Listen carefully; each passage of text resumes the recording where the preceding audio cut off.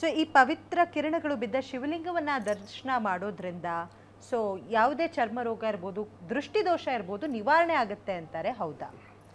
ನಿಮಗೆ ಯಾವುದೇ ಒಂದು ವೈದ್ಯರೋದ್ರು ಸಹ ಅದನ್ನೇ ಹೇಳೋದು.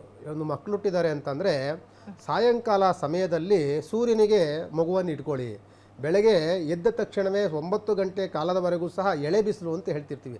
ಆ ಬಿಸಿಲುಗಳನ್ನು ಸೂರ್ಯನ ಕಿರಣಗಳ ದೇಹದ ಮೇಲೆ ಬೀಳಬೇಕು. ಬಿದ್ದಾಗ ಔಷಧಿ ಗುಣಗಳುಳ್ಳಂಥದ್ದು ಸೂರ್ಯನ ಕಿರಣಗಳು. ದೇಹದಲ್ಲಾಗುವಂಥ ಎಂಥ ಆರೋಗ್ಯದ ದೋಷಗಳನ್ನು, ಚರ್ಮದ, ನೀವು ಹೇಳ್ದಂಗೆ ಚರ್ಮದ ಕಾಯಿಲೆಗಳನ್ನು ಹೋಗಲಾಡಿಸುವಂಥದ್ದು. ನಿಮಗೆಲ್ಲ ಹೋದರೆ ಇಲ್ಲ ಡಾಕ್ಟ್ರು ಹೇಳ್ತಿರ್ತಾರೆ, ನಿಮಗೆ ಡಿ ವಿಟಮಿನ್ ಕಡಿಮೆ ಆಗಿದೆ ರೀ, ಸೂರ್ಯನ ಜೊತೆ ಜಾಸ್ತಿ ಸೂರ್ಯನ ಕಿರಣಗಳು ನಿಮ್ಮ ಮೇಲೆ ಬೀಳಬೇಕು, ಡಿ ವಿಟಮಿನ್ ಜಾಸ್ತಿ ಆಗುತ್ತೆ. ಇಲ್ಲಾಂದರೆ ಮೈ ಕೈ ನೋವು, ಕೈಕಾಲು ನೋವು, ಎಲ್ಲ ನೋವು ಶುರು ಆಗುತ್ತೆ.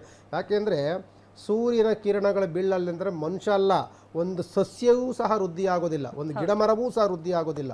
ಸೂರ್ಯನಿಗೆ ಆಯಸ್ಸು ವೃದ್ಧಿ ಮಾಡುವಂಥ ಶಕ್ತಿ ಇರುವಂಥದ್ದು, ಆರೋಗ್ಯಕಾರಕ, ಆಯಸ್ಸುಕಾರಕ ಅಂತ ಸೂರ್ಯಗ್ರಹಣ ಹೇಳ್ತಿರ್ತೀವಿ ನಾವು. ಅದಕ್ಕೆ ಸೂರ್ಯನಿಗೆ ಅಷ್ಟು ಮಹತ್ವಗಳನ್ನು ನಾವು ಕೊಡ್ತಿರ್ತೀವಿ. ಚಂದ್ರನ ಕಿರಣಗಳು ಬೀಳದಲೇ ಇದ್ರೂ ಸಹ ಅದು ಸಮಸ್ಯೆ.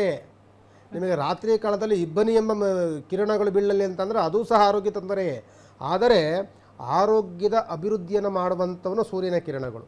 ನೋಡಿ, ಸಂಪೂರ್ಣವಾಗಿ ಶಿವಲಿಂಗದ ಮೇಲೆ ಸ್ಪರ್ಶವಾಗಿ ಕಾಲಘಟ್ಟವನ್ನು ಕಳೀತಾ ಹೋಗ್ತಾ ಇದೆ. ಈಗ ಸೂರ್ಯನ ಸ್ಪರ್ಶಗಳು ಆಲೆ ಅರ್ಧ ಭಾಗ ಶಿವನ ಸ್ಪರ್ಶವನ್ನು ಮಾಡಿ ಮೇಲ್ಭಾಗಕ್ಕೆ ಬಂದಿದೆ. ಇನ್ನೇನು ಕೆಲವೇ ಕ್ಷಣಗಳಲ್ಲಿ ಸೂರ್ಯನ ಅಭಿಷೇಕವೆಲ್ಲವೂ ಸಹ ಲಿಂಗದ ಮೇಲೆ ಆಗಿ ಸಂಪೂರ್ಣವಾದಂಥ ಮೋಕ್ಷ ಕಾಲಗಳು ಇನ್ನೇನು ಅದಕ್ಕೆ ಸಿಗುತ್ತೆ. ಮೋಕ್ಷಕಾಲ, ಸೂರ್ಯನ ಕಿರಣಗಳ ಮೋಕ್ಷಕಾಲಗಳಾದ ನಂತರದಲ್ಲಿ ಪಂಚಾಮೃತ ಅಭಿಷೇಕ, ರುದ್ರಾಭಿಷೇಕ ಇವೆಲ್ಲವೂ ಸಹ ಆಗುತ್ತೆ. ಎಲ್ಲರೂ ಸಹ ಪ್ರಾರ್ಥನೆ ಮಾಡಿಕೊಳ್ತಾರೆ. ಓಂ ಶಿವಾಯ ನಮಃ, ಶಿವಲಿಂಗಾಯ ನಮಃ, ಭವಾಯ ನಮಃ, ಭವಲಿಂಗಾಯ ನಮಃ, ಶರ್ವಾಯ ನಮಃ, ಶರ್ವಲಿಂಗಾಯ ನಮಃ, ಜ್ವಲಾಯ ನಮಃ, ಜ್ವಲಲಿಂಗಾಯ ನಮಃ, ಪರಮಾಯ ನಮಃ, ಪರಮಲಿಂಗಾಯ ನಮಃ, ಆತ್ಮಾಯ ನಮಃ, ಆತ್ಮಲಿಂಗಾಯ ನಮಃ ಅಂತ ಪ್ರಾರ್ಥನೆ ಮಾಡಿಕೊಳ್ಳುವಂತಹ ಸಂದರ್ಭ.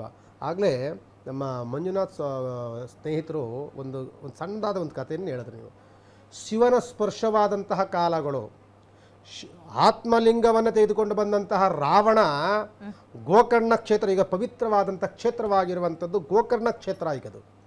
ಅಲ್ಲಿ ಇನ್ನೇನು ಆತ್ಮಲಿಂಗವೇ ಇಲ್ಲ ಅಂದಮೇಲೆ ಶಿವನಿಗಲ್ಲಿ ಮಹತ್ವಗಳೇ ಇರೋದಿಲ್ಲ. ಶಿವ ಆತ್ಮವನ್ನೇ ಕೊಟ್ಬಿಟ್ಟಿದ್ದಾರೆ ಅಂದರೆ ಶಿವನಿಗೆ ಪೂಜೆ ಆಗೋದಿಲ್ಲ, ಇನ್ನು ರಾವಣನ ಪೂಜೆ ಆಗಬೇಕು. ಆ ರೀತಿಯಲ್ಲಿ ಬಂದಾಗ ಬಾಲ ಒಟುವಾಗಿ ಬಂದಂತಹ ವಿನಾಯಕ ಅದನ್ನು ತಡೆದು ಭೂಸ್ಪರ್ಶವನ್ನು ಮಾಡ್ತಾನೆ. ಅದು ಆತ್ಮಲಿಂಗವಾಗಿ ಏನಾಗುತ್ತೆ, ಗೋಕರ್ಣ ಲಿಂಗವಾಗಿ ಮೋಕ್ಷಲಿಂಗವಾಗುತ್ತೆ. ಅಂಥ ಪವಿತ್ರವಾದಂತಹ ಭಕ್ತರಿಗೆ ಒಲಿಯುವಂಥ ಪರಮೇಶ್ವರ ತನ್ನ ಆತ್ಮವನ್ನೇ ಕೊಟ್ಟ ಅಂತಂದರೆ ಭಕ್ತರ ಭಕ್ತಿಗೆ ಬೇಗ ಒಲಿಯುವಂಥವನು ಯಾರು ಅಂತ ಅಂದರೆ ವಿಷ್ಣುವಿನಿಗಿಂತಲೂ ಸಹ ಪರಮೇಶ್ವರ ಬೇಗ ಒಲಿತಾನೆ. ಓಕೆ, ಕಂಪ್ಲೀಟ್ ಆಯಿತು. ಈಗ ಸೊ ಮೋಕ್ಷವಾಯಿತು, ಸಂಪೂರ್ಣವಾದಂತಹ ಸೂರ್ಯನ ಕಿರಣಗಳ ಮೋಕ್ಷ ಕಾಲವಾಗಿದೆ. ಈಗ ನಾವೆಲ್ಲರೂ ಸಹ ಭಗವಂತನ, ನಾವು ನಿಮ್ಮ ವಾಹಿನಿ ಮುಖಾಂತರದಲ್ಲಿ ನಾವೂ ಸಹ ಭಗವಂತನ ದರ್ಶನವನ್ನು ಅಲ್ಲಿ ಮಾಡಲಿಕ್ಕಾಗಲಿಲ್ಲ ಅಂದರೆ ಇಲ್ಲಾದರೂ ಸಹ ಮಾಡಿದ್ವಿ.